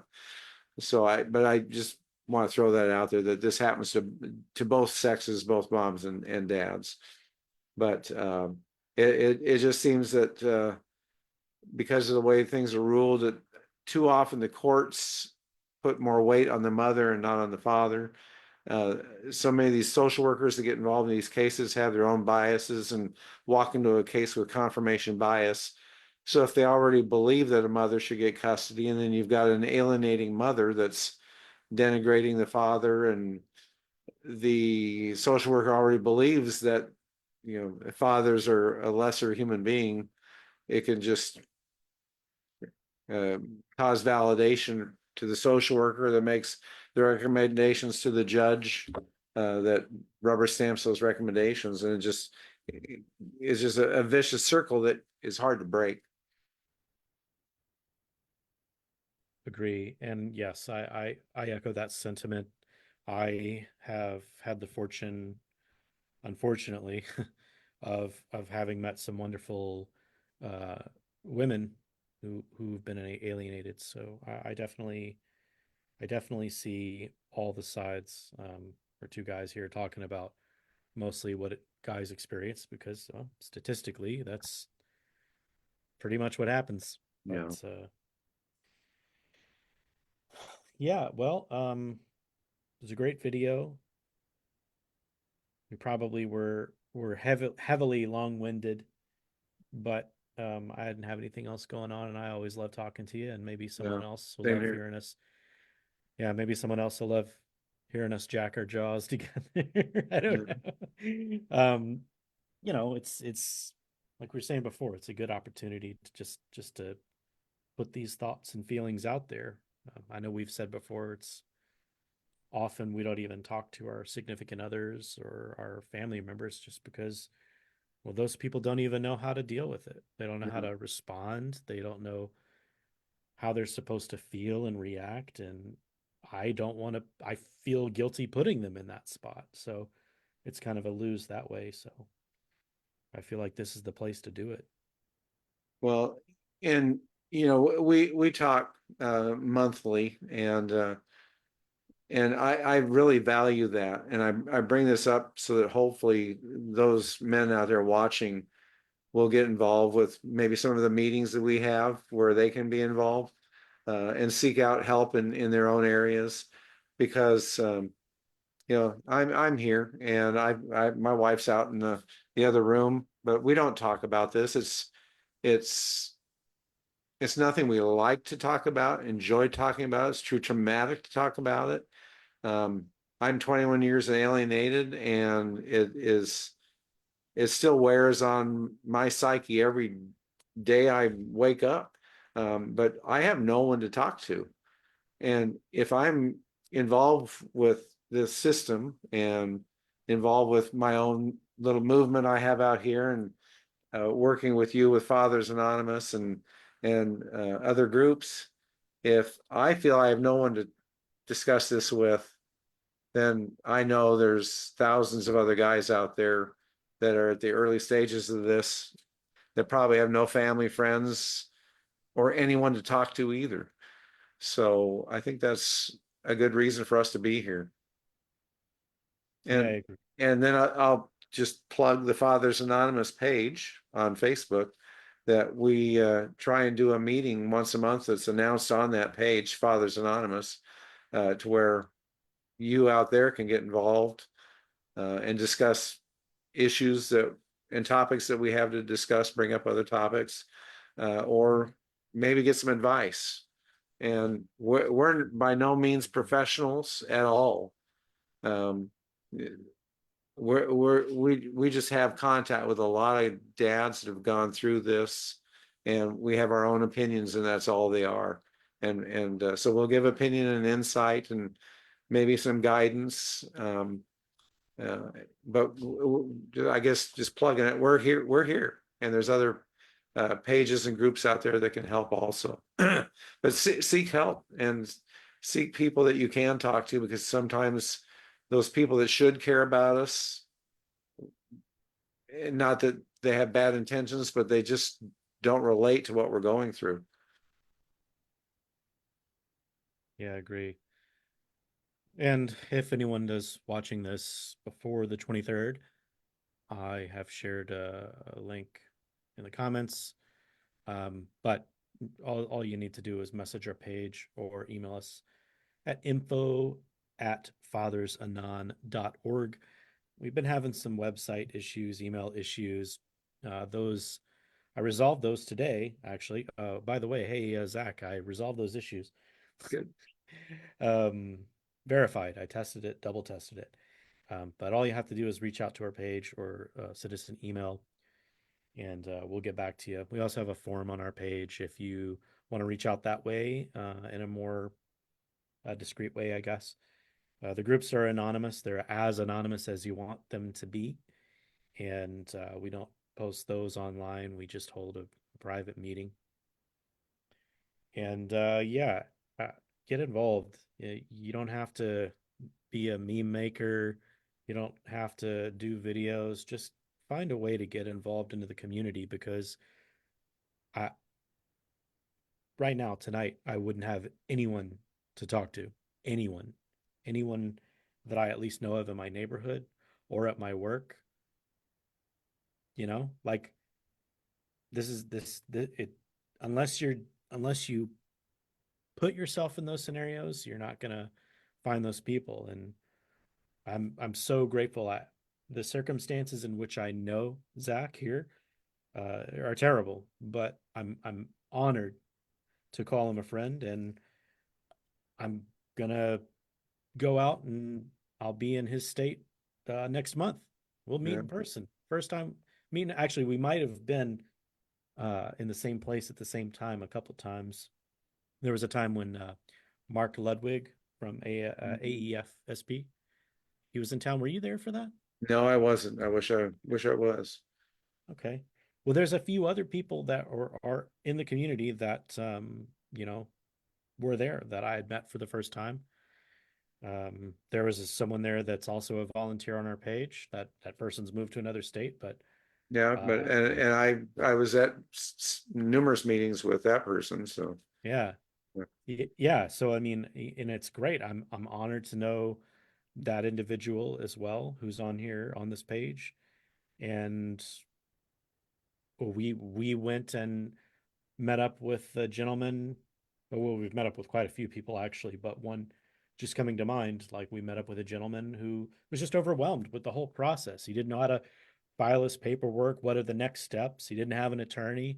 He was drowning and he wanted it to end. And so he was going to come up with a permanent solution for a temporary problem.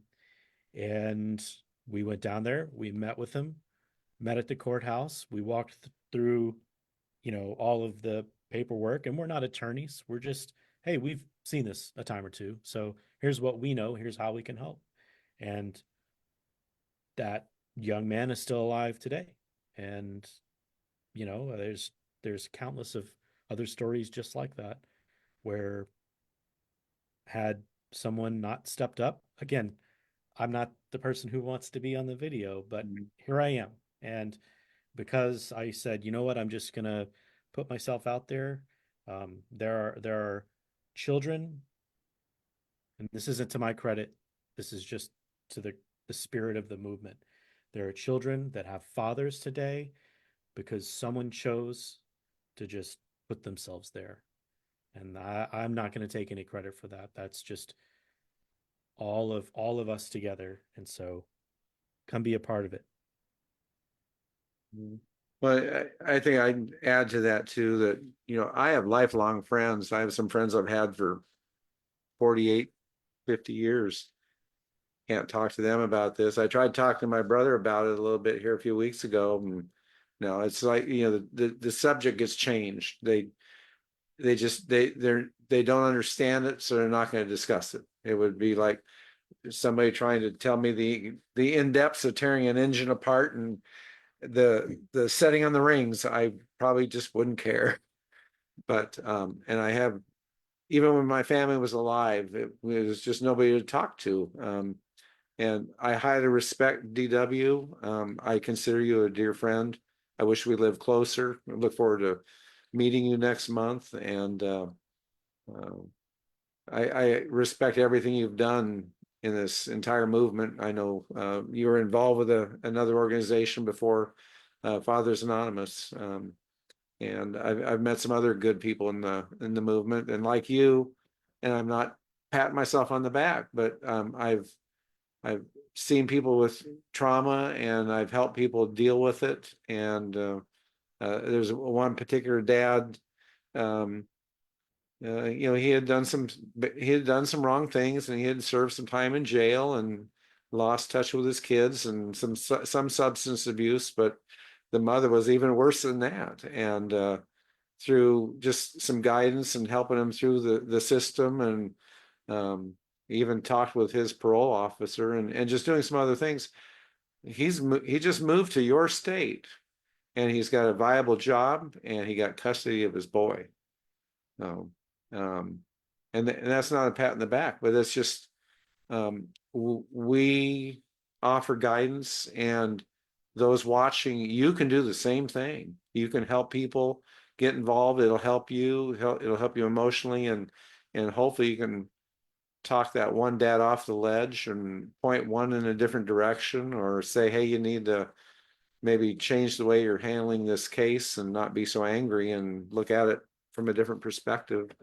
And it's just all about helping each other, and maybe eventually creating enough camaraderie where we can actually get some laws changed to make a big difference, not for DW or myself, but for the next generation of dads. And those of you where your kids might only be 2 or 3 years old, you might be able to be the ones that help make a difference in your state. Yeah, for sure. Yeah, well, just I guess to end on it, because uh, people like us chose not to have what happened to us be the end of our story, we were able to help others continue theirs. And that has been an honor. Like, I feel blessed and honored to be a part of that. And I want that for others as well. So I guess that'll call it a day for us. We are trying to rival that of the uh, the one and only Joe Rogan.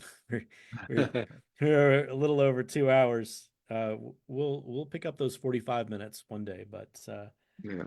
I think we've done enough. All right, well, Zach, it's been real. I appreciate the time, and I guess if we don't talk in between now and then, I'll see you in our support group. Yeah. Well, I'll see you on the 23rd, and I hope there's some other dads out there that will chime in. And it's always good to hear other insight and opinion, and um, just that mutual assistance we can give each other. Copy that. Well, I'm going to hit this end live button. We'll see you all later. Take care of Take yourselves. care, everybody.